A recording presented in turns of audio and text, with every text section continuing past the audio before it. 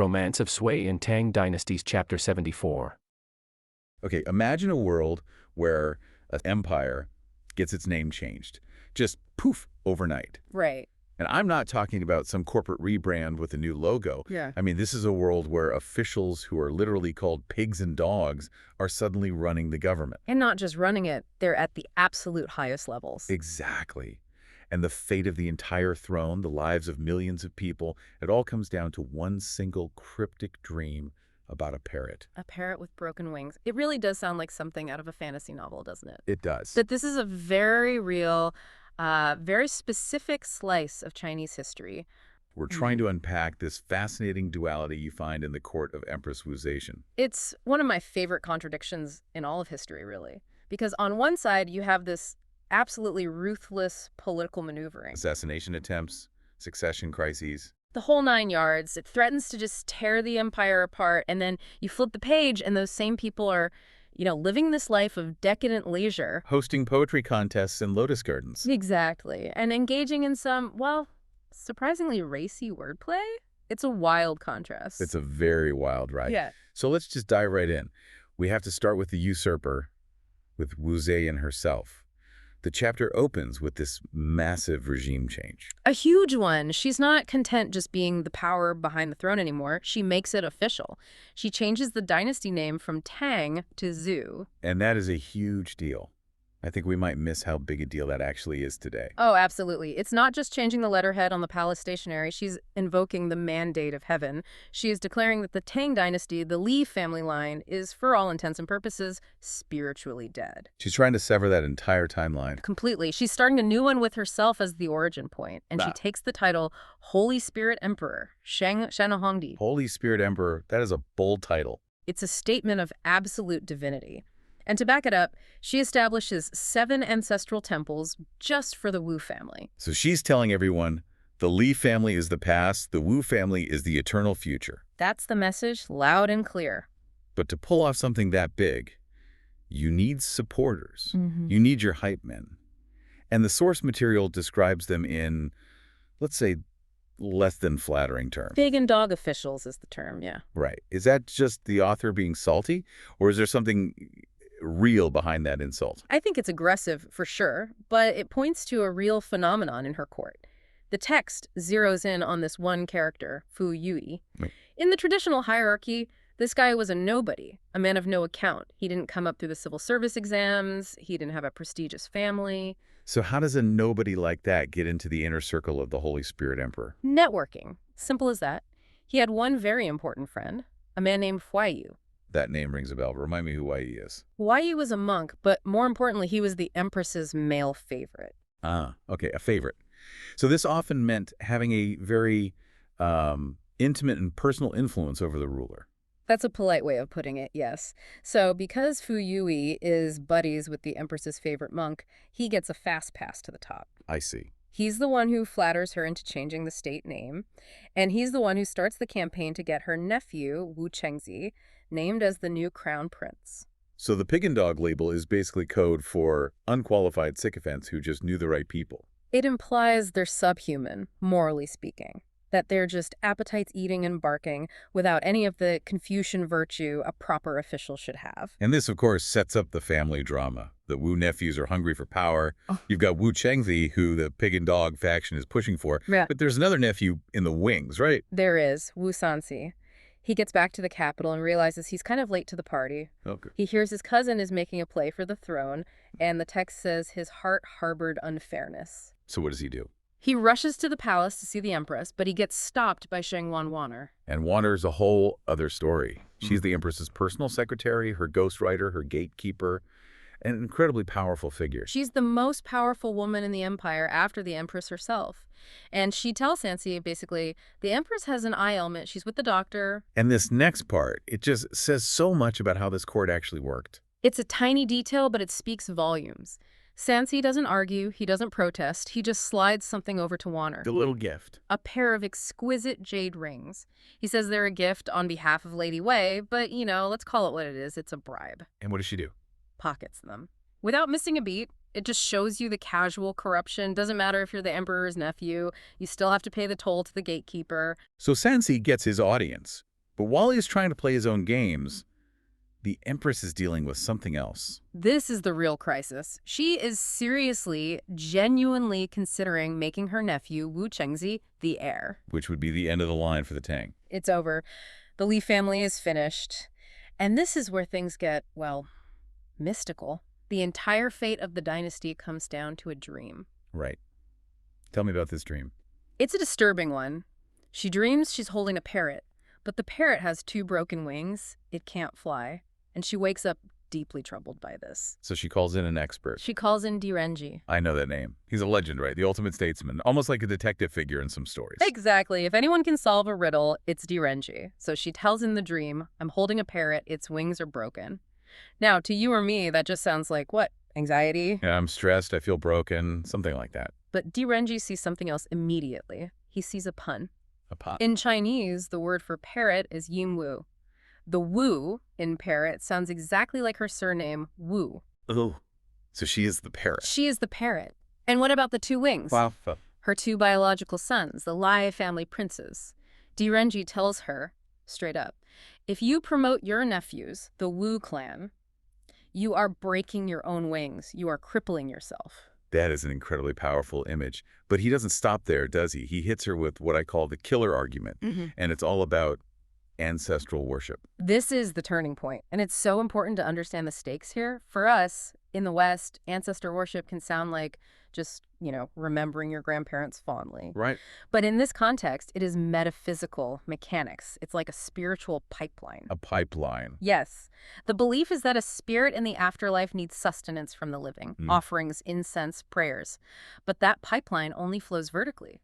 From son to father, grandson to grandfather. It doesn't flow sideways. Does not flow sideways to an aunt. A nephew worships his own father, not his aunt. So Direnji puts it to her plainly. Who is closer, a nephew or a son? And it sounds like a sentimental question, but he's actually asking about the fate of her eternal soul. He is. He warns her.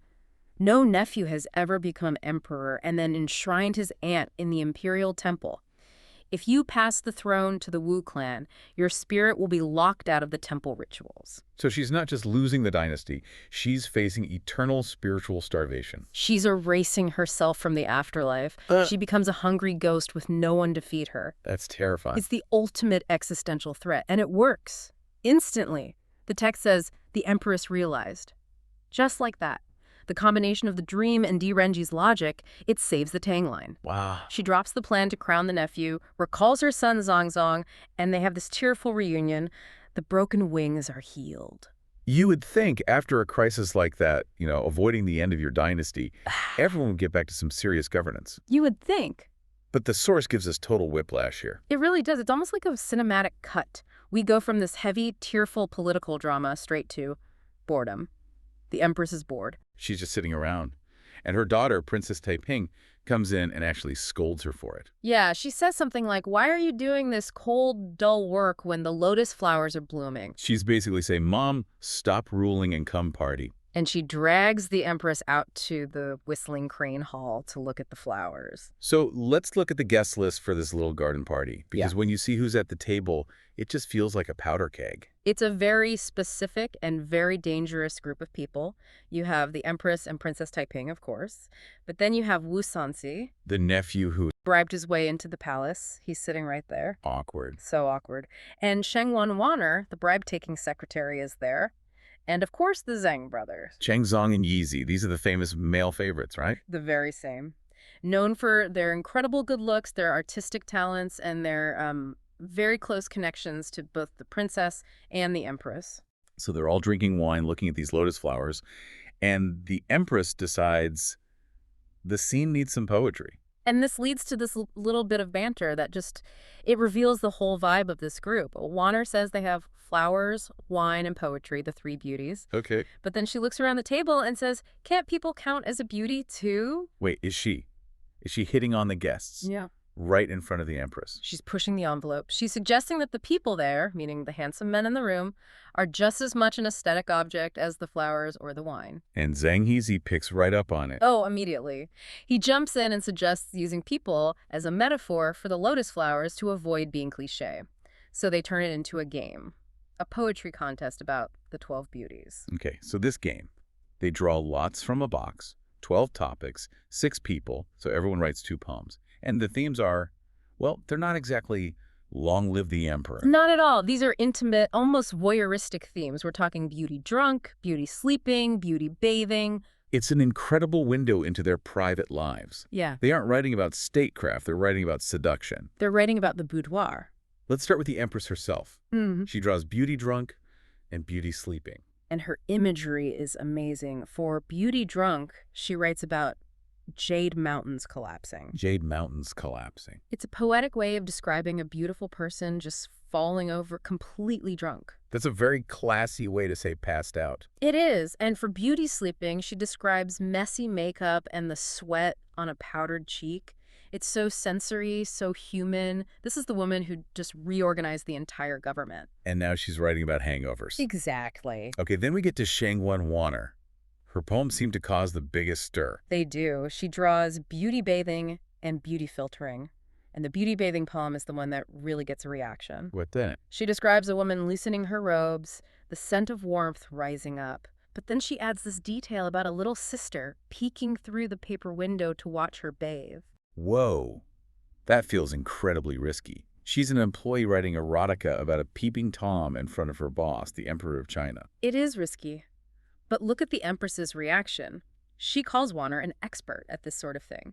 She jokes that if these poems got out, no one would believe they were written inside the palace. So she's teasing her about being too worldly. Or maybe about being experienced. It implies Warner knows exactly what she's writing about. It just shows the level of intimacy and comfort in that little circle. Then there's Wu Sanxi, the plotting nephew. He gets beauty speaking and beauty sick. And his beauty speaking poem is fascinating. It involves a parrot. A parrot. It all comes back to the parrot. It does. He writes about teaching a parrot to count the number of your lovers. A snitch parrot. That's pretty ironic coming from him. A snitch parrot, yes. And his beauty sick poem is all about lovesickness, a waistline shrinking because someone is pining away. It's very melodramatic. And what about Princess Taiping? She gets beauty's shadow and beauty walking. Hers are very delicate. The shadow follows the beauty everywhere. The walking is all about fragrant dust and avoiding mud. Very prim and proper. Fitting for a princess. And last, Zhang Yizi. He gets beauty standing and beauty singing, so a beauty waiting in the dew for the moon to rise, and another singing songs of resentment and charm. So they all finish. They've covered the whole spectrum of boudoir life. What's the final verdict from the Empress? This is the most critical insight, I think. She looks at all 12 poems and she says they're so similar in style, the fragrant vanity or boudoir style, they look like they were written by a single hand. Written by a single hand. That's a profound observation. What do you think she's really seeing there? She's seeing that despite all their rivalries, Sansi wanting the throne, the insults, the backstabbing culturally, they are one organism. A bubble. A bubble. They think alike, they write alike, they value the exact same aesthetic of luxury and romance. It's shocking to realize these are the same people holding the power of life and death over millions. 1 minute, they're debating the extinction of a dynasty with a parrot dream. The next, they're giggling over rhymes about bathwater. And that's what makes this source so rich. It doesn't shy away from that contradiction at all. It puts the pig and dog politics right next to the lotus flower poetry. It says, this is all part of the same life. Exactly. The scene shifts abruptly.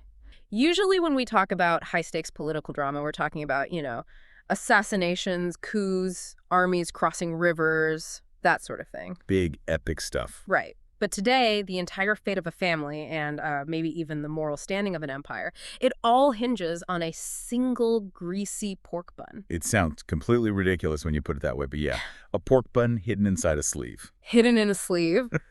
And honestly, this source material is just giving us whiplash. It gives you two totally different versions of the famous Empress Wu Zetian. It's a real study in extremes. Mm. I mean, on one hand, you have a ruler who orders a man to be beaten to death and then burned to ash for a personal insult. And on the other, you have a judge showing this incredible nuance and wisdom regarding a steamed bun. we have to square those two things. How can the same person be a brutal tyrant 1 minute and then, I don't know, a reasonable, almost benevolent matriarch the next? We're looking at the fall of the old guard of the Tang dynasty, the rise of a police state, and the well, the very complex rationality of Empress Wu. But to understand the bun, we have to start with the blood. We have to start with the withered tree. Right. So paint the picture for us. We're in the court of Empress Wu.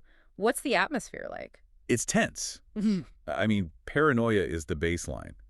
At this point in the story, the Empress is surrounding herself with new favorites, specifically the Zhang brothers, Changzong and Yizi.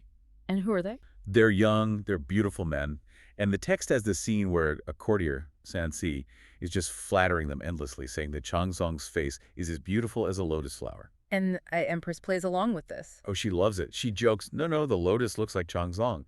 It shows you exactly where her affection lies now. But that creates a problem. A huge problem, because the former favorite, a man named Huai, who has the title Duke of Yi, he's still around. And he is watching his influence just evaporate. Okay, so tell us about this guy, Huai. Because in the source, he comes across as, well, incredibly entitled. That is putting it mildly. Huai is a monk turned noble. He's got massive wealth, he's surrounded by women, and he's just grown so arrogant. He thinks he's untouchable. Totally. Because of his past relationship with the Empress. So when she sends a eunuch, a guy named Yu King, to summon him to court, Huai doesn't just, decline, he self-destructs. He's drunk at the time. Rude. Drunk and belligerent. But it's not just the alcohol, it's the ego. When the summons arrives, he looks at the eunuch and says, and this is a paraphrase from the translation, "I have tender blossoms here to pick. Why would I climb an old withered tree?" Old withered tree. Yeah. He's talking about the Empress, the most powerful woman on the planet. It is a breathtakingly stupid thing to say. You have to understand the context of her reign. She was constantly fighting for legitimacy. She was a woman in a role made for men, and she was getting older. So her vitality was linked to her political strength. Exactly. Calling her a withered tree wasn't just calling her old. It was attacking her right to rule. It was basically calling her politically dead. So the eunuch, Mu King, he goes back and reports this. Verbatim. And that's a key detail about this court. The eunuchs are the eyes and ears. They are extensions of the Empress's will. There are no secrets. And Wu Zetian's reaction. It's just ice-cold fury. The text says this insult triggers this cascade of memories. She suddenly remembers that Huai was the one responsible for burning down the Heaven Hall and the Ming Hall. Wait, hold on. He burned down imperial palaces? In the backstory, yes, he was reckless. But she tolerated it because she favored him. Now that he's called her a withered tree, all that tolerance is gone. Suddenly, those past crimes are very, very relevant again. So she wants him gone, but she doesn't send the army. No. She sends her daughter, Princess Taiping. Ah, Taiping is the fixer here. She's the fixer. She sees her mother's rage, but she advises a more surgical approach. She says, "Mother, don't be angry. I will remove the trace of him by tomorrow." Remove the trace. That is just chillingly professional. It is. Taiping knows a public arrest could be messy. It might draw attention to the insult, to the scandal. So she sets a trap. No. She gathers 20 or 30 strong palace maids, which is basically a hit squad, and hides them in the garden. Then she sends eunuchs back to Huai with a lie. They tell him the Empress is waiting for him, wants to see him. Exactly. Yeah. They play right into his vanity. They make him think the withered tree comment was forgiven or maybe even ignored, and that he's being called for a romantic reconciliation. And he falls for it. He walks right into the garden, and instead of the Empress, he finds Princess Taiping. And what does she say? She's just sitting there, stone-faced. She calls him a dulled slave, which is a nasty jab at his monk background. And then she produces a warrant. A death warrant. Sort of. It's a petition from another official requesting his castration. Wow. That's quite a specific punishment. It's symbolic, you see. It strips him of his manhood, which is the only reason he ever had access to the inner court. The eunuchs and the maids just swarm him. They castrate him and then beat him to death right there in the garden. And the cleanup. It's brutally efficient. They wrap the body in a reed mat, ship it off to the White Horse Temple, and burn it to ash. Princess Taiping literally fulfills her promise to remove the trace. So this establishes our baseline. The Empress is ruthless. You insult her, you are erased. Correct. No questions asked. Which makes the next part of the story so confusing. We go from a brutal execution to, what, a dietary restriction? Well, think about the mindset. Yeah. The Empress has just killed a former lover. The Ming Hall had burned down. There are reports of floods and droughts out in the provinces. Oh, okay. In the Chinese political worldview, natural disasters are like a performance review from heaven. If it's not raining enough, the emperor is doing something wrong. So she feels guilty, or at least politically vulnerable. She feels the need to restore cosmic balance, so she issues a ban on slaughter. A total prohibition on killing any animals or catching any fish. It's a way to accumulate spiritual merit, to show heaven she's pious and merciful. And this wasn't just a suggestion. Oh no, it was law. The text says the military and civilians obeyed it strictly. Everyone was terrified. You don't mess with a ruler who just burned her ex-boyfriend to ash. Everyone except, apparently, the Qin family. Right. So enter Qin Shubao, the Duke of Yi. And we really need to pause on who this guy is. Okay. If you were making a movie about the founding of the Tang Dynasty, Qin Shubao is your main action hero. He is the last surviving member of the Lingyan Pavilion. The Lingyan Pavilion. Remind us what that is. It's like the Hall of Fame mixed with Mount Rushmore. The emperor had commissioned portraits of the 24 greatest generals who helped build the empire, and Qin Shubao is the only one left alive. He's a living monument. So he's basically Tang Dynasty royalty, a living legend. And his family is having a party. A huge party. His grandson, Qin Yu, just had twin boys. This is a massive deal. In a culture that values lineage above almost everything, securing the next generation, with twins, no less, it's a huge blessing. So they're holding the soup cake gathering. Soup cakes. I'm assuming we aren't talking about literal cake. No, it's noodles. Long noodles for long life. It's the traditional month-old celebration for babies. You invite everyone. Family, colleagues, officials. It's a networking event as much as it is a party. But you can't really serve vegetarian noodles at a networking event for the elite, can you? Not if you want to show respect, not if you want to save face. To properly celebrate this huge occasion, the Qin family decides to take a risk. They prepare meat. The text mentions delicacies from water and land. So they are knowingly breaking a direct imperial decree. They're gambling. They're gambling that the sanctity of their home and the immense status of their grandfather will protect them. And for the most part, the guests get it. They eat, they drink, and they keep their mouths shut. Except for two people. Fu Yui and Du Su. These guys, the source just paints them as slimy. They're the archetypal small man, the Shaoran in Confucian terms. Think of them as like the middle management bureaucrats who are desperate to climb the ladder, but they have no real talent, so they rely on snitching. Right. They're at the party, eating the food, smiling at the host, but inwardly, they're just calculating how they can use this to get a promotion. And this leads us to the central image of the entire story. Du Su takes a meat bun, a pork bun, and hides it in his sleeve. It is such a grimy detail, isn't it? Yeah. These are heavy silk court robes with these wide sleeves, and he's just shoving a greasy, steamed bun in there. It's probably staining the fabric. It just speaks to his desperation. He needs physical evidence. He needs a smoking gun to take down a war hero. Or, in this case... The smoking bun. Exactly. They finish the meal, they bow to the host, they leave. The Qin family goes to sleep thinking, phew, we pulled it off. But the next morning, the trap springs. Court is dismissed, but Du Su and Fu Yui stay behind. They go straight to the Empress. And they lay it all out. Du Su produces the bun. He says basically, Your Majesty, you ordered this band to save the nation from disaster, but the Qin family thinks they are above your law. Look at this. And the other guy, Fu Yui, he piles on, right? He accuses the in-law, Zhang De, of helping cover it up. Yep. They think they've just handed the Empress a treason case on a silver platter. They are expecting a reward. And based on the withered tree incident, they have every reason to think this is going to work. She kills people for disrespect. This is open defiance. So Wu Zetian summons the family. She calls in Qin Huaiyu, the son, and Zhang De, the in-law. And the way she handles this is just fascinating. She doesn't scream. She doesn't threaten. She starts pleasantly. Which is almost worse. It is. She says, oh, I hear there were twins born. What a joyous occasion. She's lulling them into a false sense of security. And she just casually asks, did you entertain guests yesterday? And what does Qin Huaiyu do? He has to tell the truth. He says, my father is old, and we wanted to comfort him and celebrate the new generation. We had a small gathering. But then he asks, and you can just imagine him trembling, how did your majesty know? And she pulls out the bun. The sleeve bun. I can only imagine the temperature in that room dropping by about 20 degrees. The source says they were terrified. They're banging their heads on the floor, apologizing, saying they deserve 10,000 deaths. They know the law. They know the penalty. But then comes the twist. The Empress. She laughs. She laughs. And this is where we really have to talk about the philosophy at play here. It's a clash between legalism and Confucianism. Okay, walk us through that. Legalism says the law is absolute. You break the rule, you get punished, period.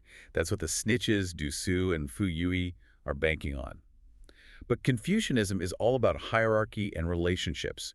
specifically filial piety, or Shao, the sacred duty you have to care for your parents and your ancestors. So the Empress has to choose. Is her ban on meat more important than a son's duty to his aging, heroic father?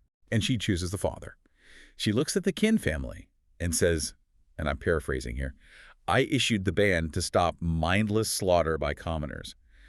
But you were celebrating new life. You were comforting an old hero of the empire." So she creates an exemption based on intent. Yes, she validates their filial piety. She decides that honoring the old guard and the family line is actually a higher spiritual good than her temporary ban on pork. Is a brilliant political move. How so? Well, if she executes the Qin family, she looks like a tyrant who hates the heroes that built the dynasty. By sparing them, she looks like a wise, benevolent matriarch who understands human nature. She kind of co-ops their good reputation for herself. But she doesn't just let them go. She turns her attention to the guys with the bun. And this is my favorite part. She looks at Qin Huayu and says, "In the future, when you hold a party, simply choose your guests more carefully." Ouch. And then she points right at Fu Yui and Du Su. "Do not invite the likes of these people again." That is devastating. She didn't punish them legally, but she completely destroyed them socially. She defined them as Sharon, as some old men. She basically announced to the entire court, "These men will accept your hospitality, eat your food, and then hide leftovers in their sleeves to get you killed. They have no honor." It's the ultimate HR violation. She's saying, I might be a tyrant, but I'm not a rat. Precisely. She values loyalty. The Qin family broke the law, but they were loyal to each other. The snitches were loyal to nothing but their own ambition. And the reaction from the court is immediate. The other officials actually spit on them as they leave. So the Qin family walks away, not only safe, but rewarded. Yes. In the aftermath, the Empress sends gifts, colorful satin and gold coins, to the newborn twins. She even names them. She names them. She names them Qin Sixiao and Qin Kexiao. And what do those names mean? Thinking of filial piety and able to be filial, she literally brands the children with a lesson from the trial. It's a reminder. You are alive because of filial piety. Don't you ever forget that. That is some heady branding for a baby. But the story ends on a really somber note. We've been talking about the old guard, but time always wins in the end. It does. The source material's tone shifts dramatically here. Less than a month after this whole triumph, Qin Shubao's mother dies. And Qin Shubao, the invincible general, is so overcome with grief that he falls ill and dies shortly after. The last portrait in the pavilion. The very last one. And when he dies, the Empress suspends court for 3 days to mourn him. It marks the official end of the founding generation. It really recontextualizes the whole meat bun trial, doesn't it? She must have known. That leniency wasn't just about policy. It was a final act of respect for the era that built the very throne she was sitting on. She protected his legacy from the petty bureaucrats of the New World.